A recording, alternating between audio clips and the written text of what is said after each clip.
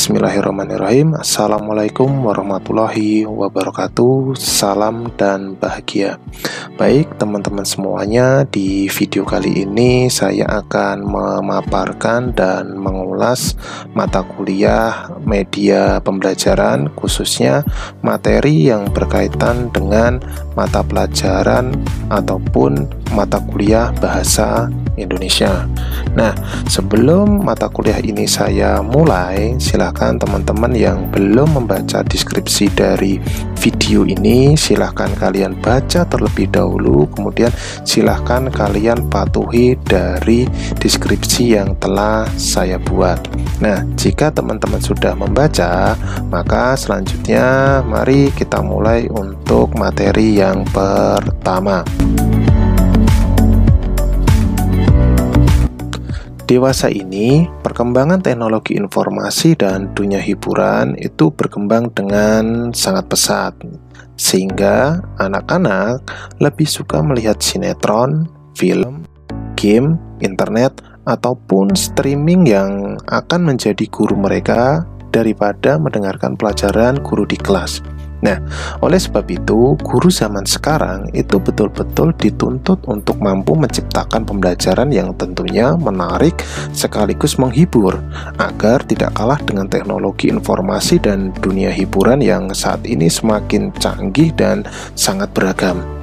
Sesuai dengan kemajuan teknologi pendidikan maupun teknologi pembelajaran, menuntut digunakannya berbagai media pembelajaran serta peralatan-peralatan yang semakin canggih. Dalam sistem pembelajaran modern saat ini, siswa tidak hanya berperan sebagai penerima pesan saja gitu ya. Jadi, siswa itu juga bertindak sebagai komunikator atau penyampai pesan. Dalam kondisi seperti itu tentunya akan terjadi apa yang disebut dengan komunikasi dua arah, atau harapannya komunikasi itu dapat terjadi banyak arah. Jadi siswa itu tidak secara terus-menerus gitu ya. Siswa hanya berposisi sebagai aktif.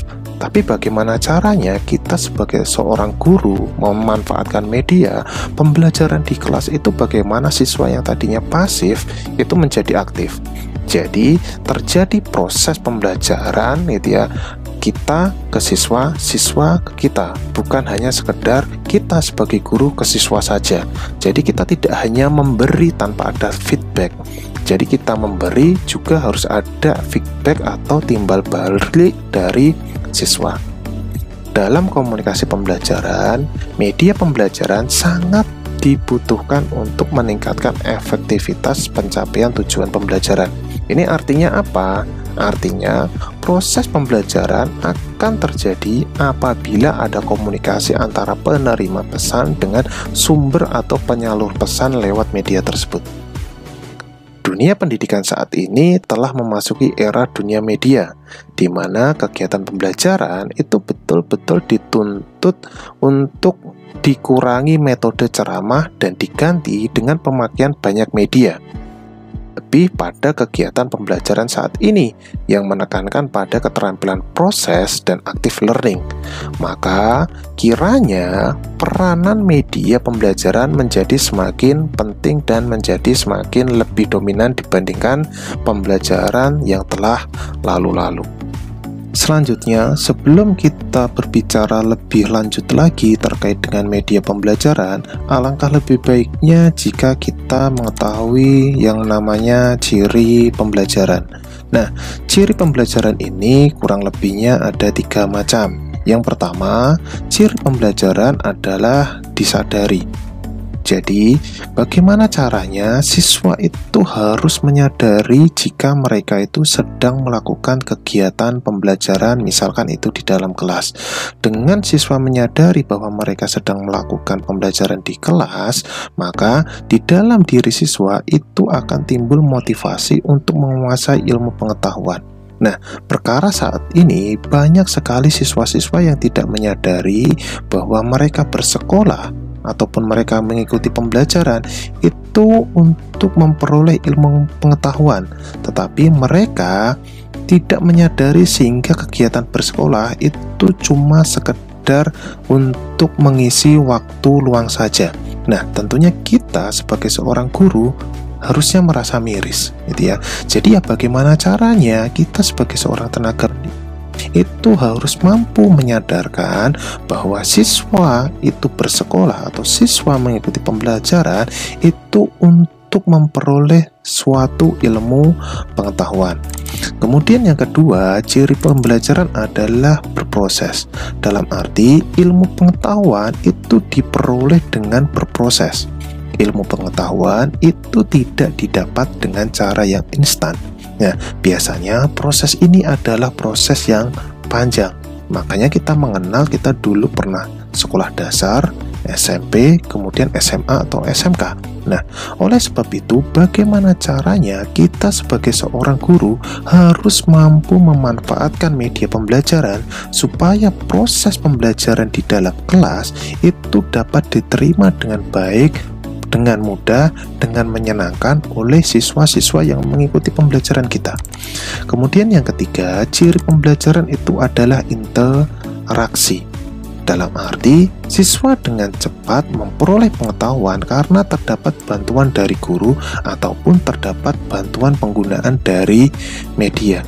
Nah, sekarang bantuan dari guru itu dirasa masih kurang. Makanya memerlukan interaksi yang lebih, yaitu dengan memanfaatkan media pembelajaran. Nah, jadi teman-teman harus harus memahami bahwa ciri pembelajaran itu ada 3 macam, sehingga teman-teman nantinya dalam membuat media pembelajaran kalian akan menyadari, kalian akan mengetahui bahwa pembelajaran itu berproses, kemudian kalian akan mengetahui bahwa dalam pembelajaran itu perlu interaksi. Yang selanjutnya terkait dengan interaksi, menurut Kem, dalam pembelajaran terdapat sebuah interaksi. Nah, hal ini menunjukkan bahwa dalam belajar terdapat komunikasi antara guru dengan siswa. Menurut Kem, dalam komunikasi pembelajaran di sekolah itu terdapat 4 tahap. Yang pertama di sini ada sort of message, yang ini artinya bahwa dalam pembelajaran itu berarti harus ada seorang guru sebagai sumber pesan. Kemudian yang kedua ada message and codes atau ilmu pengetahuan yang dimiliki oleh guru itu akan dikodekan menggunakan bahasa yang dimana bahasa tersebut akan disampaikan ke siswa, sehingga nantinya harapannya siswa mampu menerima pesan yang telah disampaikan oleh guru. Nah, kemudian yang ketiga ada message received and decoded, yang artinya pesan diterima dan pesan mampu diterjemahkan oleh siswa. Kemudian yang terakhir tentunya ada destination of message, atau pesan itu dapat diolah atau dapat dicerna sesuai dengan tujuan dari apa yang sudah disampaikan oleh guru. Nah, dari keempat tahap ini tentunya pembelajaran di sekolah itu tidak lancar begitu saja. Karena apa? Karena di bagian sini biasanya dalam pembelajaran itu terdapat beberapa kendala. Nah, kendala yang pertama tentunya adalah dari komunikatornya sendiri, atau komunikator ini bisa kita terjemahkan dari gurunya. Nah, kalau guru di sini tidak mampu berkomunikasi dengan baik, ya tentunya pesan yang disampaikan oleh guru itu tidak akan sampai dengan sempurna di benak para siswanya. Kemudian kendala yang kedua dari pesannya itu sendiri. Nah, bagaimana caranya guru itu mengirimkan pesan? Nah, tentunya di sini ada peran media. Ya, kalau guru tidak memanfaatkan media kemudian tidak mampu mengirim pesan ini dengan baik, tentunya pembelajaran atau transfer ilmu pengetahuan dari guru ke siswa itu pasti akan terhambat. Kemudian yang ketiga ada saluran Nah, bagaimana atau apa saja saluran yang digunakan atau media apa saja yang digunakan dalam pembelajaran? Kalau hanya sekedar menggunakan media, tentu saja itu belum optimal. Karena media itu betul-betul harus dicocokkan dengan pembelajaran atau dengan materi yang kita ajarkan. Kalau media yang kita gunakan itu tidak sesuai atau dalam arti itu tidak nyambung dengan materi, tentunya saluran atau media yang kita gunakan untuk transfer ilmu itu juga akan menemui sebuah kegagalan. Jadi teman-teman, dalam membuat media pembelajaran itu betul-betul harus kalian sesuaikan dengan materi yang akan kalian ajarkan. Jadi tidak boleh asal membuat media atau istilahnya yang penting media, itu tidak bisa.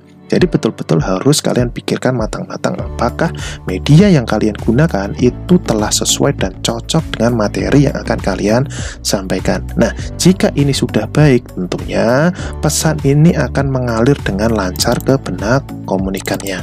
Nah, ternyata komunikan di sini ini juga akan menjadi sebuah hambatan. Ya, hambatannya ya kalau misalkan komunikan ini tidak memiliki kompetensi yang mencukupi sesuai dengan kelasnya masing-masing. Ya, dalam arti misalkan komunikannya tidak bisa membaca, tidak paham bahasa atau tidak paham ejaan, tentunya di sini apa yang sudah kita lalui gitu ya, dari sini kemudian ke pesan, kemudian ke saluran, tentunya juga akan mengalami sebuah kegagalan. Ya, jadi di sini ya harapannya siswa yang masuk di sekolah itu memang betul-betul adalah siswa yang sesuai kompetisinya. Kalau kelas 3 ya sesuai dengan kompetisi kelas 3, kelas 4 ya sesuai dengan kompetensi kelas 4. Jadi jika ini semua nanti optimal, maka siswa itu bisa memberikan feedback yang positif, atau dalam arti mereka dapat mencapai tujuan yang sebenarnya dari sebuah pembelajaran. Namun sebaliknya, jika di sini terdapat hambatan-hambatan, maka bisa jadi feedback dari siswa di sini adalah feedback yang negatif, atau siswa tidak bisa memberikan respon atau pembelajaran tidak sesuai dengan tujuan yang diharapkan. Nah, selain itu, Ishak ini juga menyampaikan beberapa hambatan dalam proses komunikasi. Yang pertama di sini ada kemampuan berkomunikasi, baik itu kemampuan berkomunikasi dari guru ataupun siswa.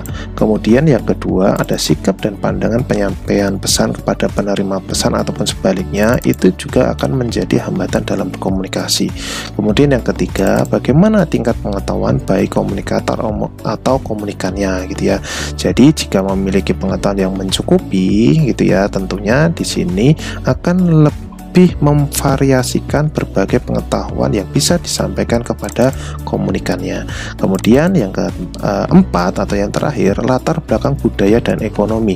Ini juga bisa menjadi hambatan dalam proses komunikasi, baik itu di dalam kelas ataupun dalam pergaulan. Oke, yang selanjutnya konsep media pembelajaran. Nah, konsep media pembelajaran itu ada 3 macam. Yang pertama ada media, pesan, dan metode. Jadi ketika kita membuat sebuah media pembelajaran itu tidak bisa sembarangan, tidak bisa asal yang penting media. Jadi media pembelajaran itu harus dikaitkan dengan pesan ataupun dengan metodenya. Jadi media pembelajaran itu harus kita pastikan cocok enggak dengan pesan ataupun dengan materinya. Jika tidak, maka jangan kita paksakan kita menggunakan media tadi. Jika cocok, maka harus kita sesuaikan dengan metodenya.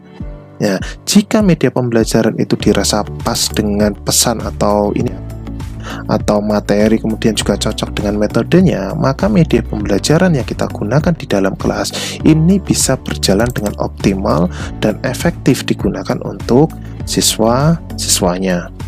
Jika kita berbicara media, ya dari tadi kita membicarakan media gitu ya, tanpa kita ketahui media itu apa. Oke, jadi kalau kita berbicara media, maka media itu dapat juga disebut dengan medium atau perantara.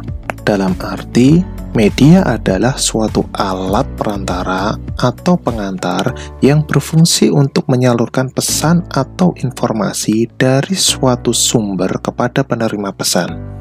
Selain itu, media juga dapat disebut dengan segala bentuk saluran yang dapat digunakan untuk menyampaikan informasi atau pesan, sehingga media dapat didefinisikan sebagai sarana untuk menyampaikan suatu pesan. Oleh sebab itu, media tidak terbatas pada media pembelajaran semata. Sebagai contoh, bahasa dapat dikategorikan sebagai media, yaitu media komunikasi.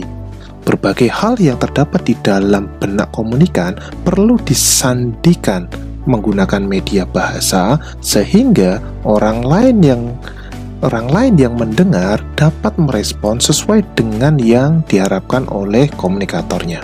Nah, dengan menggunakan bahasa sebagai media, kita dapat menunjukkan sudut pandang kita, pemahaman kita atas suatu hal, asal-usul bangsa dan negara kita, pendidikan kita, bahkan sifat kita. Bahasa menjadi cermin diri kita, baik sebagai bangsa maupun sebagai diri sendiri. Agar komunikasi yang dilakukan berjalan lancar dan baik, penerima dan pengirim bahasa harus menguasai bahasanya. Nah, ini kalau kita berbicara bahasa itu sebagai media gitu ya. Jadi media itu tidak hanya terbatas media pembelajaran saja, tapi media itu sebenarnya masih luas. Tapi yang menjadi topik pembicaraan dalam perkuliahan kita adalah media pembelajaran. Oke, yang selanjutnya media pembelajaran menurut para ahli. Jadi media pembelajaran yang pertama menurut Scrum, media pembelajaran adalah teknologi pembawa pesan atau ini digunakan sebagai alat untuk perluasan guru. Yang kedua, menurut National Education Association, media adalah sarana komunikasi dalam bentuk cetak atau audiovisual. Menurut Prince dan Gedney, media adalah alat untuk merangsang siswa supaya mereka aktif, jadi mereka tidak melulu pasif dalam mengikuti sebuah pembelajaran. Kemudian yang selanjutnya, menurut Association of Education Communication Technology, media adalah alat untuk menyalurkan sebuah pesan. Jadi entah itu pesannya pembelajaran, pesan itu yang ada di benak pikiran, ataupun yang lainnya. Nah, kemudian menurut Heinitz, media adalah saluran komunikasi. Media yang dapat dipertimbangkan untuk belajar itu meliputi beberapa hal. Yang pertama ada televisi, film, diagram, bahan cetak, dan komputer. Asalkan semua peralatan-peralatan itu dapat digunakan sebagai alat transfer ilmu, maka dapat disebut dengan media pembelajaran. Nah, kemudian unsur penting dalam media pembelajaran ini terdiri dari dua unsur penting. Yang pertama ada peralatan atau bisa disebut juga dengan perangkat keras, jadi bisa dalam bentuk televisi, tape recorder, HP, ataupun yang lain. Kemudian yang kedua ada yang namanya pembawa pesan. Jadi seperti yang saya sebutkan tadi gitu ya. Misalkan televisi hanya disebut sebagai peralatan dan bukan media pembelajaran jika televisi tadi itu hanya digunakan tanpa ada materi di dalamnya. Jadi media pembelajaran selain ada perangkatnya juga harus ada pesan yang dibawa, sehingga ini baru lengkap dan ini baru bisa dikatakan sebagai media pembelajaran. Jadi tanpa ada pesan, maka itu cuma disebut sebagai media saja atau perangkat saja gitu ya. Kemudian konsep belajar. Nah, konsep dalam belajar di sini adalah yang pertama adalah metode merupakan wadah untuk pesan. Jadi seperti yang sudah saya sampaikan di awal gitu ya, media pembelajaran itu tidak bisa sembarangan dibuat begitu saja. Jadi media pembelajaran itu betul-betul teman-teman harus mempertimbangkan materi kalian itu cocoknya menggunakan metode apa. Kemudian metode tadi diramu bersama-sama dengan media yang akan kalian tentukan. Kemudian yang kedua, materi yang akan disampaikan adalah pesan pembelajaran. Nah, jadi jangan di luar pembelajaran kalau kalian ingin menggunakan media ini menjadi media pembelajaran. Kemudian yang ketiga, tujuan yang akan dicapai adalah bentuk proses pembelajaran. Nah, pada dasarnya media pembelajaran itu digunakan untuk membantu supaya apa yang kita sampaikan di dalam kelas atau kepada para siswa itu dapat mencapai tujuan yang sebenarnya dalam pembelajaran. Ya. Jadi ya nanti kalau kalian sudah mempelajari RPP, silakan itu RPP dibaca. Biasanya di situ akan tertulis tujuan dari pembelajaran ini itu tujuannya apa. Nah, itu ada. Kemudian yang keempat, media adalah alat untuk memperbesar ketersampaian pesan dari komunikator dan komunikan. Ya. Jadi ya di sini selain kita menggunakan media, tentunya guru sebagai tenaga pendidik itu harus mampu memanfaatkan atau mampu mengoperasikan media itu dengan optimal. Jadi kalau guru tidak bisa mengoperasikan medianya juga sama saja gitu ya. Jadi media itu malah akan menjadi alat pengganggu saja, bukan alat pembantu.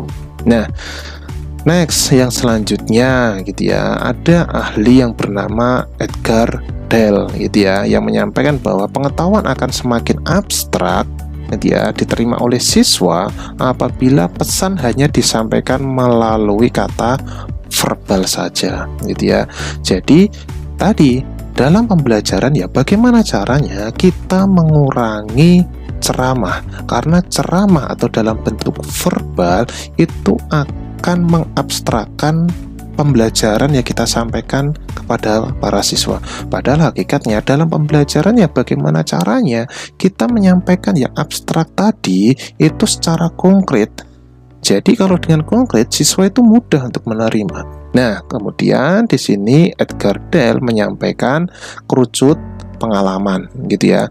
Jadi segitiga, semakin ke atas itu tentunya apa yang disampaikan oleh guru itu akan sangat abstrak sekali ya. Makanya semakin atas itu semakin meruncing atau dalam arti sulit sekali diterima oleh siswa. Nah, yang pertama kalau kita lihat yang atas dari kerucut pengalamannya, jika pembelajaran itu hanya menggunakan lambang kata atau kita hanya berbicara saja, maka apa yang kita sampaikan kepada para siswa itu tentunya akan sangat abstrak atau sulit sekali dicerna oleh siswa.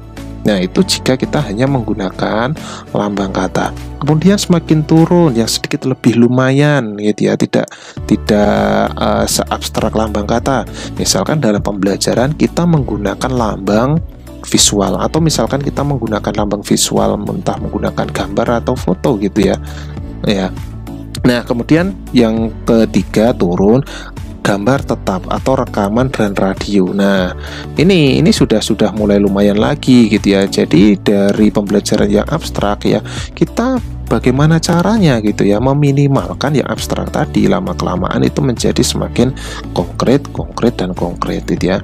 Kemudian yang keempat itu pembelajaran menggunakan gambar hidup. Kemudian menggunakan televisi, itu keabstrakannya semakin berkurang lagi gitu ya. Menggunakan pameran museum atau siswa itu diajak ke museum melihat langsung yang ada di museum, itu tentunya akan menambah banyak pengalaman siswa gitu kan. Dharma wisata, kemudian percontohan, kemudian pengalaman dramatisasi. Atau kalian yang memiliki pengalaman yang dramatis, itu biasanya pengalaman kalian itu akan bertahan lama di benak kalian, bahkan sampai bertahun-tahun gitu ya. Nah, bagaimana caranya gitu ya? Kita memberikan pengalaman yang dramatis, dalam arti bukan pengalaman yang mengerikan gitu ya, tapi pengalaman yang menyenangkan bagi siswa, supaya apa yang kita sampaikan ke siswa itu bisa bertahan sampai tidak hanya 1 hari 2 kali gitu ya. Harapannya bisa bertahun-tahun itu berimbas kepada siswanya atau melekat ke siswanya. Kemudian pengalaman tiruan, kemudian yang terakhir yang paling konkret gitu ya, harapannya pembelajaran itu layaknya pengalaman langsung. Jadi kita memiliki pengalaman langsung. Kalau kita memiliki pengalaman langsung ya seperti tadi gitu ya, pengalaman itu yang namanya pengalaman akan bertahan lama. Bahkan jika kita butuhkan pengalaman itu akan muncul sendiri gitu ya, sehingga orang itu akan lebih bijak dalam melakukan berbagai hal. Nah, kemudian kalau kita berbicara manfaat pembelajaran misalkan kita berbicara manfaat media pembelajaran, yang pertama di sini tentunya dengan menggunakan media pembelajaran itu akan semakin memperjelas pesan yang kita sampaikan. Jadi pesan yang kita sampaikan itu tentunya tidak bersifat verbal. Jadi siswa itu tidak membayangkan lagi karena mereka sudah sangat jelas karena ada contohnya. Kemudian yang kedua, mengatasi keterbatasan ruang, waktu, tenaga, dan indera. Jadi sesuatu gitu ya, kalau kita menggunakan media pembelajaran, sesuatu yang tadinya itu tidak bisa kita tunjukkan atau tidak bisa kita bawa ke kelas, dengan media kita bisa membawa sesuatu yang tadinya tidak bisa kita bawa. Misalkan apa? Misalkan gitu ya, misalkan dalam pembelajaran biologi misalkan gitu ya. Nah, kita tidak mungkin bisa menghadirkan virus di kelas karena tidak bisa dilihat. Tapi dengan menggunakan media kita bisa menunjukkan, loh ini virus patogen gitu, atau misalkan loh ini macan, loh ini singa gitu ya, dalam pembelajaran. Ketiga, menimbulkan gairah belajar dan interaksi. Tentunya dengan menggunakan media yang interaktif dan inovatif, tentunya di sini akan menggairahkan siswa sehingga akan membuat atau menimbulkan sebuah interaksi di dalam suatu kelas. Kemudian memungkinkan siswa untuk belajar secara mandiri karena mereka sudah bergairah tadi gitu ya. Kemudian mereka pasti akan bersemangat dalam pembelajaran, entah itu secara mandiri ataupun berkelompok. Kemudian yang selanjutnya, memberikan rangsangan yang sama, pengalaman yang sama, dan persepsi yang sama karena kita menggunakan contoh yang bisa dilihat, yang bisa dirasakan bersama dalam satu kelas, sehingga memberikan anggapan, tanggapan yang sama di benak seluruh siswanya. Oke, yang selanjutnya manfaat media pembelajaran menurut Kemp dan Dayton. Yang pertama di sini pembelajar dapat lebih terstandar gitu ya. Nah, ini tentunya pembelajaran akan dapat lebih terstandar lagi gitu ya. Karena kita menggunakan media yang sama untuk siswa yang sama juga di dalam satu kelas. Yang tadi saya sebutkan dapat memberikan rangsangan yang sama, pengalaman yang sama. Tentunya di sini akan lebih terstandar dalam pembelajaran. Kemudian yang kedua, pembelajaran lebih menarik. Ya, ini sudah pasti menggunakan media pembelajaran itu pasti jauh lebih menarik dibandingkan kita cuma verbal saja. Yang ketiga, pembelajaran lebih interaktif. Ya sudah pasti tidak interaktif karena akan meningkatkan interaksi antara guru dengan siswanya, karena siswa akan lebih aktif lagi gitu ya, karena ada sarana yang menarik tadi dari media pembelajaran. Kemudian yang keempat, akan menghemat waktu. Nah, ini juga pasti juga karena kita tidak perlu datang ke lokasi misalkan di mana, misalkan di museum, misalkan kita harus ke stasiun atau di mana gitu ya. Kemudian meningkatkan kualitas itu sudah pasti juga gitu ya. Pembelajaran lebih interaktif tadi dan aktif tadi, maka kualitas pembelajaran di kelas ini pasti lebih tinggi. Kemudian pembelajaran berlangsung kapanpun dan dimanapun gitu ya. Jadi dengan adanya media yang terjadi di masa lalu itu bisa kita hadirkan pada saat itu juga. Misalkan kita berbicara tentang sejarah gitu ya. Kemudian meningkatkan sikap positif siswa ya karena mereka aktif tadi gitu ya. Tentunya di sini siswa akan jauh lebih positif lagi gitu ya. Jadi tidak asik dengan dirinya sendiri karena mereka lebih fokus untuk memperhatikan gurunya. Kemudian yang terakhir, peran guru berubah ke arah positif. Ini sudah pasti karena guru tidak harus ini ya istilahnya harus berceramah setiap saat. Karena di sini menggunakan media siswa jauh lebih aktif lagi. Oke teman-teman semuanya, jadi ini materi pertama terkait dengan media pembelajaran gitu ya. Kemudian yang selanjutnya bagi teman-teman yang ingin bertanya, silahkan tulis pertanyaan kalian di kolom komentar. Tapi jangan lupa teman-teman, silahkan kalian presensi sesuai dengan ketentuan deskripsi. Itu silahkan ditulis di kolom komentar. Nah, sebelum saya akhiri gitu ya, ada tugas untuk teman-teman semuanya gitu ya. Nah, ini di sini saya menunjukkan link. Jadi ini berisi tugas-tugas yang harus kalian kerjakan. Jadi masa atau jeda atau tenggat waktu untuk tugas ini adalah 24 jam dari jadwal atau jam mata kuliah media pembelajaran di kelas kalian masing-masing. Jadi silahkan dikerjakan, waktu kalian panjang gitu ya, jangan sampai terlambat untuk mengumpulkan atau untuk upload. Nah, mungkin sampai di sini dulu pertemuan atau pemaparan ulasan materi media pembelajaran yang pertama. Terima kasih, sampai jumpa di pertemuan yang selanjutnya.